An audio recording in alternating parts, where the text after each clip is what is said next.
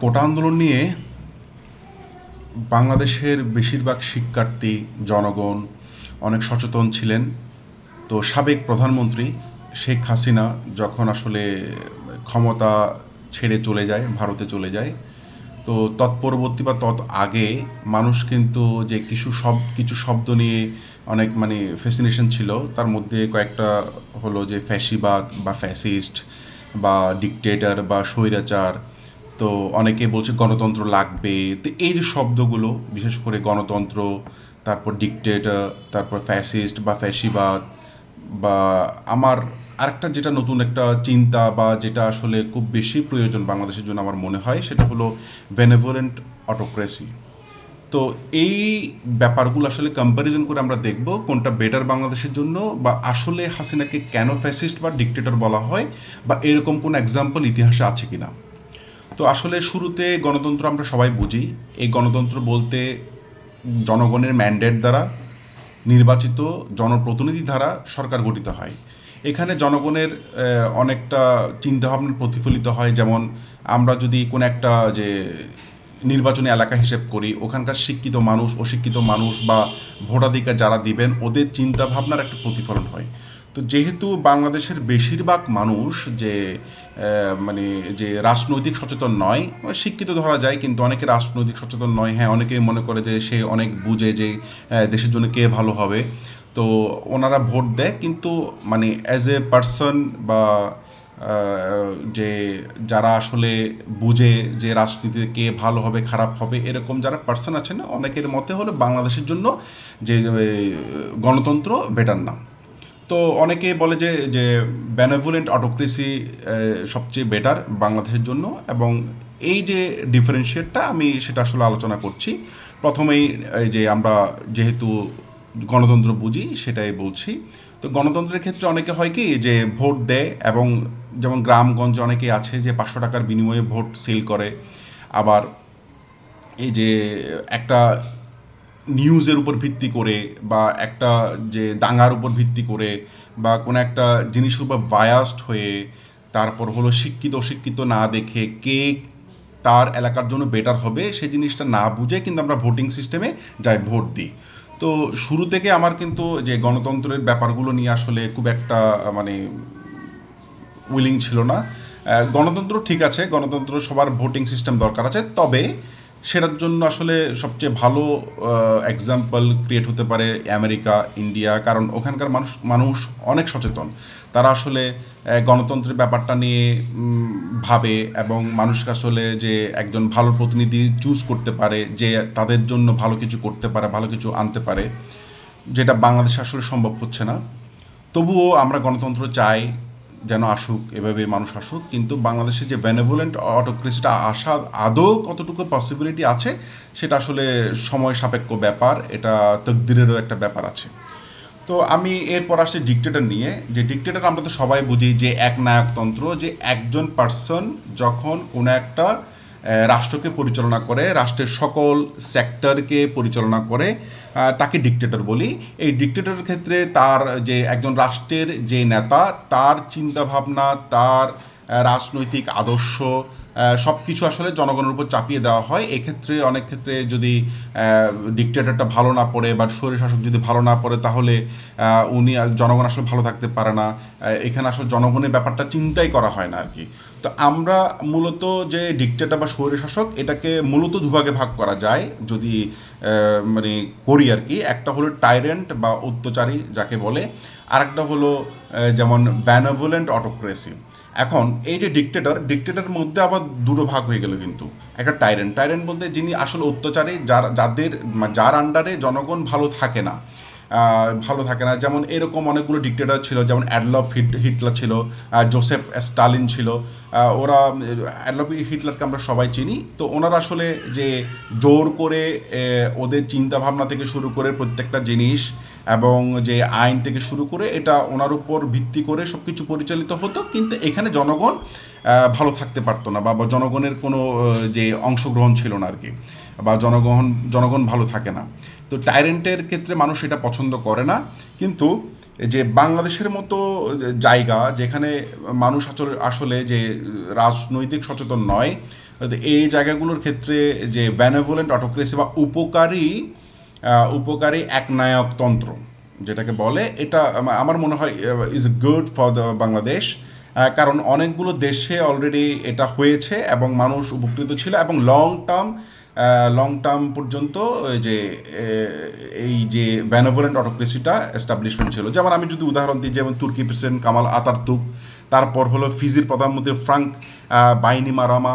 তো এরা দুজনই ছিল একটা গুড এক্সাম্পল। তারা লং টার্ম ক্ষমতায় ছিল বিকজ জনগণ তাদের পছন্দ করতো, এই জন্য যে তারা দেশের জন্য জনগণের জন্য কাজ করতো। এখানে জনগণ আসলে মানে গেইনার আর কি। কারণ হলো যদি এই যে ডিক্টেটর ভালো হয় তাহলে কিন্তু সে জনগণের জন্য করে, এবং জনগণ এটা নিয়ে টেন্স করে না যে কি হবে, রাজনীতি করে কি হবে, দরকার কি, আমি তো আমারটা পাচ্ছি যোগ্যভাবে। এদিকে যে প্রধানমন্ত্রী শেখ হাসিনা, যিনি সাবেক ছিলেন আর কি, তো উনি বারবার একটা কথা বলতেন যে আমরা উন্নয়ন করছি, জনগণ আসলে খুব বেশি ভালো পাচ্ছে, আমরা আসলে এটা করেছি ওটা করেছি, বা এরকম নানা এক্সাম্পল দিয়ে উনি বারবার একজন বেনেভোলেন্ট অটোক্রেসি নামে নিজেকে এস্টাবলিশমেন্ট করতে চেয়েছিল।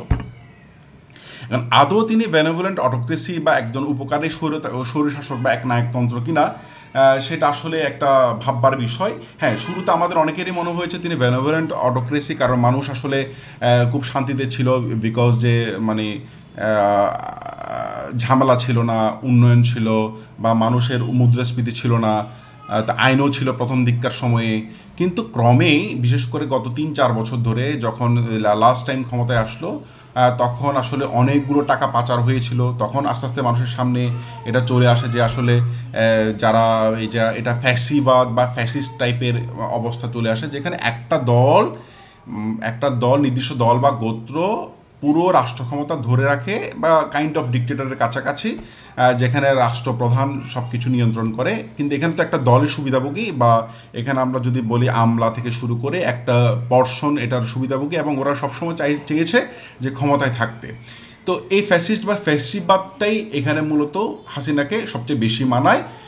কারণ হলো তিনি অনেকগুলো আইন বা সিস্টেম করেছেন যেন তিনি ক্ষমতায় থাকতে পারেন, এবং মানে বিরোধী পক্ষকে আটকানোর জন্য। তো এই যে ফ্যাসিবাদ বা একজন ফ্যাসিস্ট, এখানে এদের কিছু আবার মানে আছে, যে একটা বৈশিষ্ট্য আছে। এই বৈশিষ্ট্যটা এরকম যে ওনারা আসলে গণতন্ত্র বিরোধী থাকে। মানে আমরা দেখেছি লাস্ট 3টে নির্বাচন মানে কোনো মানে এই যে ভোটই হয় নাই, ভোটিং সিস্টেমই আসলে পরিপূর্ণভাবে কাজ করেনি। এরা শ্রেণী বৈষম্য তৈরি করে। শ্রেণী বৈষম্য বলতে যেমন যে উঁচু নিচু, যেমন এই যে কোটাহীনতা, যেমন যে মুক্তিযোদ্ধা নয়, তো এরকম একটা কি বৈষম্য তৈরি করবে। যেমন বৈষম্য বিরোধী ছাত্র আন্দোলন যে আজকে যে আন্দোলনটা করেছে, এটা মূলত বৈষম্য নিয়েই, যে আমাদের একটা শ্রেণী বৈষম্য, শ্রেণী সমাজ যেটা তৈরি করছে। কিন্তু আমরা সবসময় চেয়েছি একটা শ্রেণীহীন সমাজ হবে, যেখানে সবার সমান অধিকার থাকবে। কিন্তু এই যে টাইরেন্ট যে শেখ হাসিনা, তো উনি কি করেছে যে একটা বৈষম্য তৈরি করেছে। এটা একটা জায়গা না, এটা অনেকটা জায়গা জুড়ে আর কি।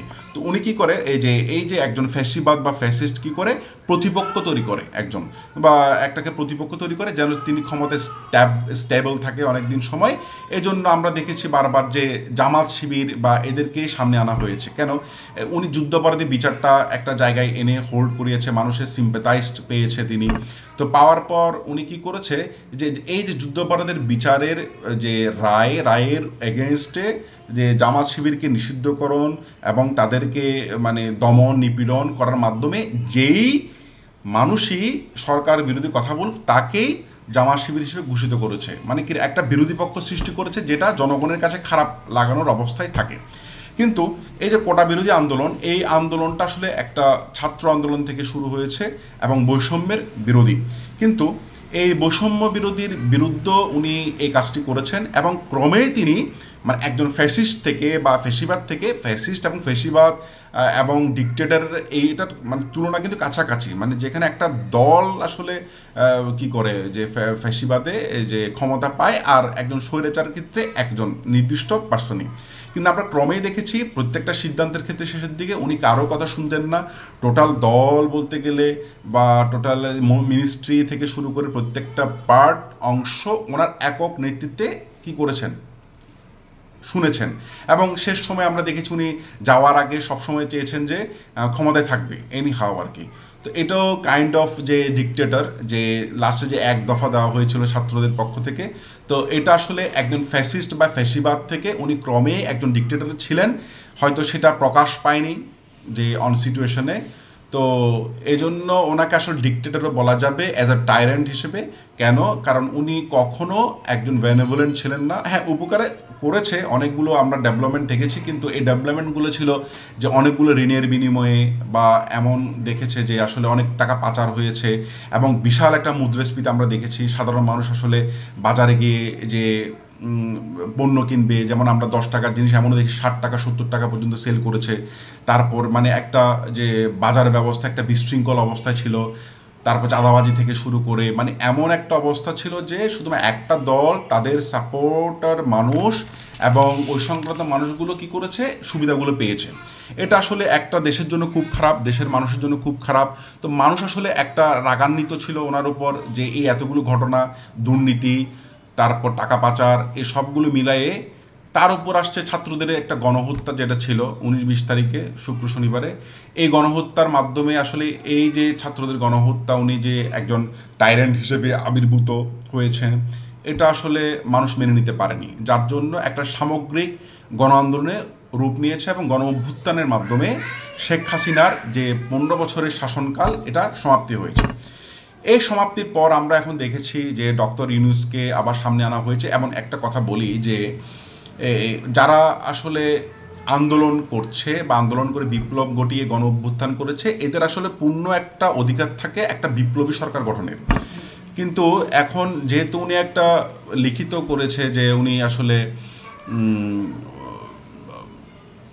পদত্যাগ করেছেন, কিন্তু এই পদত্যাগ আসলে কতটুকু খাটে সেটা আসলে সংবিধানের একটা ব্যাপার আছে। এটাকে যদি মানে হিসেবেও করা না হয় আর কি, তাহলে ওরা কিন্তু একটা বিপ্লবী সরকার গঠন করতে পারে। এখানে আমরা দেখেছি যে বর্তমান যে মিনিস্ট্রি যেটা করেছে বা উপদেষ্টা মণ্ডলী যেটা করেছে, এখানে আমাদের ওই যে নাহিদুল ইসলাম, যিনি বৈষম্যবিরোধী ছাত্র আন্দোলনের, ওরা প্রায় 2 জন ওই উপদেষ্টা মণ্ডলীতে ছিল। এটা নিয়ে অনেকে সমালোচনা করেছেন, কিন্তু অ্যাজ এ পার্সন হিসেবে এটা কিন্তু পসিবল যে যেহেতু ওরা একটা সরকার গঠন বিপ্লব করেছে, গণ অভ্যুত্থান করেছে, ওদের দ্বারাই আসলে গঠিত সরকার। বাকি যারা ছিলেন ডক্টর ইউনূস থেকে শুরু করে ওনারা হলো এই সরকারের সহযোগী আসলে। তো আমরা অনেক সমালোচনা করি আসলে, তো নানাভাবে যেটা আমাদের সুবিধা হয়। তো আমার এই আলোচ্যের মূলত বিষয় ছিল আমরা বেনেভোলেন্ট অটোক্রেসি চাই কিনা। তো ডক্টর ইউনূস ক্ষমতায় আসছেন এবং মানে অ্যাজ এ পার্সন আমার মনে হয়েছে তিনি একজন বেনেভোলেন্ট হবেন, উপকারী হবেন আমাদের রাষ্ট্রের জন্য। আর অটোক্রেসি বলতে একনায়কতন্ত্রই তো উনি তো চালাবেই। এখন এটা কয় বছর চালাচ্ছে, কিভাবে চালাচ্ছে সেটার উপর ডিপেন্ড করছে। যদি জনগণ আসলে অনেক সুখে থাকে, শান্তিতে থাকে এবং আইন প্রতিষ্ঠা হয়, প্রত্যেকটা সেক্টর যদি ডেভেলপমেন্ট করে, আমার মনে হয় মানে হি শুড লং রান। তো এই লং রানে আমাদের আসলে অনেকেই বিরোধী থাকবে, কারণ বাংলাদেশে এক এক মানুষ এক এক চিন্তাভাবনা দিয়ে, যেমন যে এই বিপ্লবের অভ্যুত্থানের মাধ্যমে একজন ইসলামিস্ট মনে করছে যে আসলে ইসলামী শাসন কায়েম করা জরুরি। এখন এটা তো ইসলামী কোনো অভ্যুত্থান ছিল না, এটা ছিল ছাত্রদের একটা অভ্যুত্থান। আবার যারা মনে করেন যে সাধারণ মানুষ, ওরা মনে করছে এইরকম পার্সন থাকা জরুরি।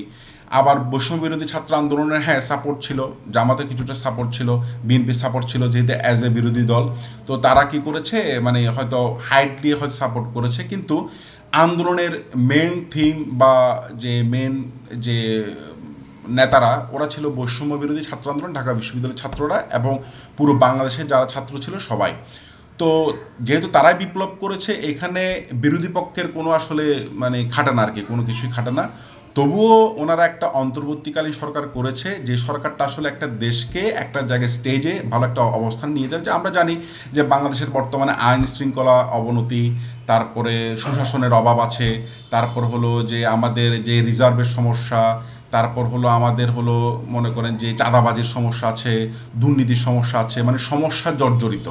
এরকম একটা জায়গা থেকে এই সরকারটাকে বা আমাদের রাষ্ট্রটাকে একটা ভালো অবস্থানে নিয়ে যাওয়ার জন্য মানে বেনেভোলেন্ট অটোক্রেসি টাইপ যে ডক্টর ইউনূস ইজ বেটার, কারণ উনি একজন যে পুরো বিশ্বের একজন নামকরা মানুষ, যার আসলে সমালোচনা করাও হলো আমার ঔদত্যপূর্ণ আচরণ হবে, কারণ আমি এটা যোগ্য নই।